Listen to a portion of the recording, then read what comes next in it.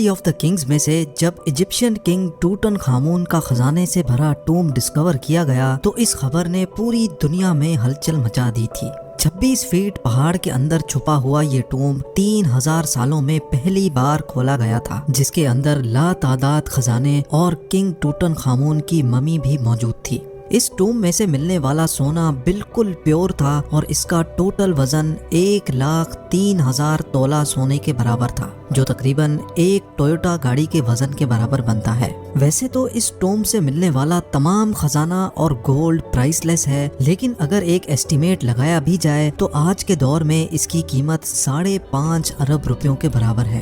یہ Tom discover ہونے کے بعد آرکیولوجسٹ یہ دیکھ کر پریشان تھے کہ آج کے ماڈرن دور میں بھی اتنا زیادہ سونا پہاڑوں سے ڈھونڈنے اور نکالنے میں ایک مائننگ کمپنی کو کم سے کم بھی 10 سال لگ جاتے ہیں، تو آخر 3000 سال پہلے جب نہ ہی کوئی مشینری تھی اور نہ ہی کوئی ٹیکنالوجی، تب اینشینٹ ایجپشنز نے یہ سونا نکالا تو آخر کیسے اور کہاں سے؟ فرینچ گولڈ ایکسپرٹ تھامس فاشر اپنی ٹیم کے ساتھ اس مشکل ترین چیلنج کا راز جاننے کے لیے میدان میں اتر آئے۔ سب سے پہلے تھامس نے ملنے والے سونے کو کئی سالوں تک اچھی طرح اسٹڈی کیا اور اس کی کمپوزیشن مختلف جگہوں سے نکلنے والے گولڈ سے کمپیئر کی۔ کئی سالوں کے بعد آخرکار تھامس اور اس کی ٹیم کو یہ تو معلوم پڑ چکا تھا کہ ٹوٹن خامون کی ٹومب سے ملنے والا سونا بھی کنگز ویلی کے آس پاس کے پہاڑوں سے ہی نکالا گیا تھا۔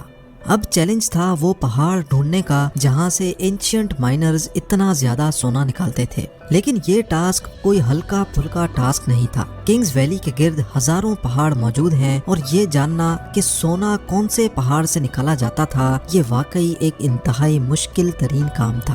فرینچ گولڈ ایکسپرٹ تھامس فاشر اپنے ایک آرکیولوجسٹ دوست کے ساتھ مل کر کنگز ویلی سے 80 کلومیٹر دور ایک صحرا میں پہنچ گیا، کیونکہ اس ڈیزرٹ میں کئی ایسے پتھر موجود ہیں جن کے اندر سونے کے ذرات چھپے ہیں۔ اسی وجہ سے ان کا ماننا تھا کہ اگر ٹوٹن خامون کی ٹوم سے ملنے والا سونا بھی اسی ڈیزرٹ سے نکالا گیا تھا تو یہاں مائننگ آپریشن کے کوئی نہ کوئی نشانات ضرور ملیں گے۔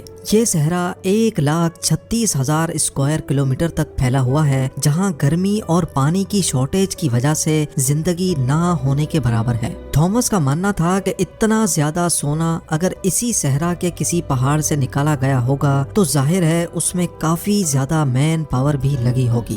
تھامس اور اس کا ساتھی اسی کھوج میں صحرا کے اندر جاتے رہے۔ اس بنجر صحرا میں کئی گھنٹوں تک سفر کرنے کے بعد کافی اندر جا کر ان کو پہاڑ کے نیچے ایک عجیب منظر دیکھنے کو ملا۔ قریب جا کر معلوم پڑا کہ یہ ایک قدیم زمانے کا کنواں تھا جو پوری طرح سے خشک پڑا ہوا تھا۔ یہ بات تو ظاہر تھی کہ یہ کنواں کسی دور میں یہاں سے گزرنے والے قافلوں کو پانی فراہم کرتا تھا، لیکن حیرت انگیز طور پہ یہاں کچھ اور بھی تھا جو اس کنویں سے بھی زیادہ امپورٹنٹ تھا۔ جی ہاں، تھامس اور اس کے ساتھی کو یہاں ایک پرانا کمرہ بھی بنا ہوا دکھا جو اندر سے ایک عبادت گاہ کا منظر پیش کر رہا تھا۔ اس کمرے کی دیواروں اور چھت پر کافی محنت سے پتھروں پر کارونگ کر کے پینٹنگز بنائی گئی تھی۔ جب اس آرٹ ورک کو غور سے دیکھا گیا تو اس میں ایک ایسا راز چھپا تھا جس کو دیکھ کر یقین کرنا مشکل تھا۔ تھامس کے ساتھ آیا دوست جو کہ ایک آرکیولوجسٹ تھا، اس نے بتایا کہ اس پینٹنگ میں وہی راز چھپا ہے جس کی تلاش میں ہم لوگ نکلے ہیں۔ پینٹنگ میں ظاہر تھا کہ صحرا میں بنا یہ کنواں اور ریسٹ روم اس صحرا کا سب سے پہلا اسٹاپ ہے جہاں پر اینشینٹ گولڈ مائنرز آرام کرنے کے لیے رکتے تھے۔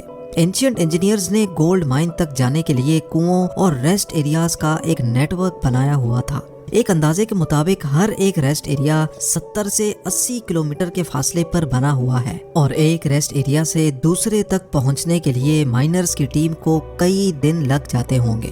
جہاں اس ریسٹ ایریا سے ملنے والی انفارمیشن سے تھامس اور اس کا ساتھی بہت خوش بھی ہوئے، وہیں دوسری طرف ان کو یہ بھی معلوم پڑ گیا تھا کہ ایسے کئی اسٹاپس تک ان کو آگے مزید ٹریول کرنا ہے، کیونکہ جس منزل تک پہنچنے کے لیے تھامس کئی سالوں سے انتظار کر رہا تھا اور وہ منزل اب بہت زیادہ قریب دکھ رہی تھی، اسی وجہ سے انہوں نے صحرا کی گہرائی میں جانے کا فیصلہ کیا۔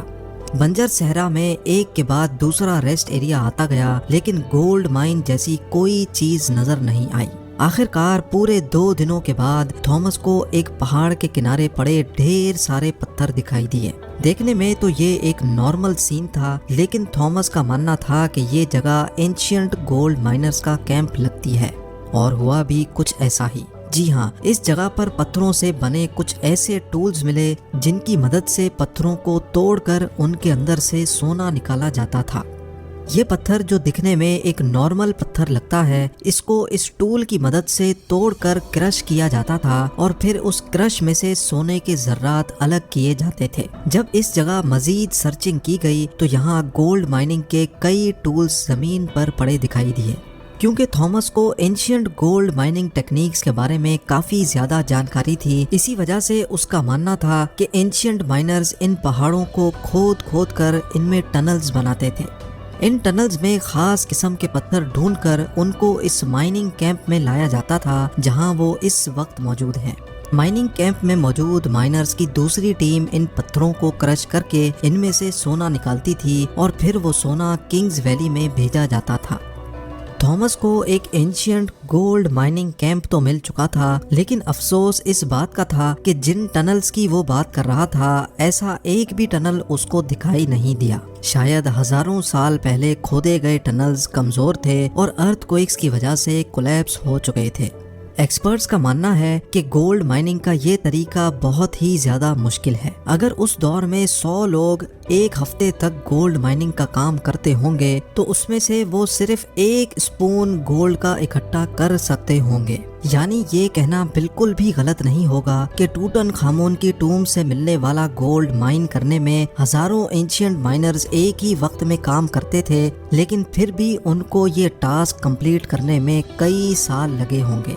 مائن کیا گیا سونا چھوٹے چھوٹے ذرات کی فارم میں کنگز ویلی میں بھیجا جاتا تھا، جہاں پر ایک الگ ٹیم ان کو مختلف شیپس میں ڈالتی تھی، جس میں ٹوٹن خامون کا death mask, coffin, statues, jewellery, chairs اور گولڈ چیریٹ بھی شامل تھا۔ 1922 میں جب ہاورڈ کارٹر نے یہ ٹوم ڈسکور کیا تھا، تب اس میں 5000 مختلف قسم کی چیزیں موجود تھیں۔ ان تمام چیزوں کا کیٹلاگ بنانے میں ہی برٹش آرکیولوجسٹ کو پورے 10 سال لگ گئے تھے۔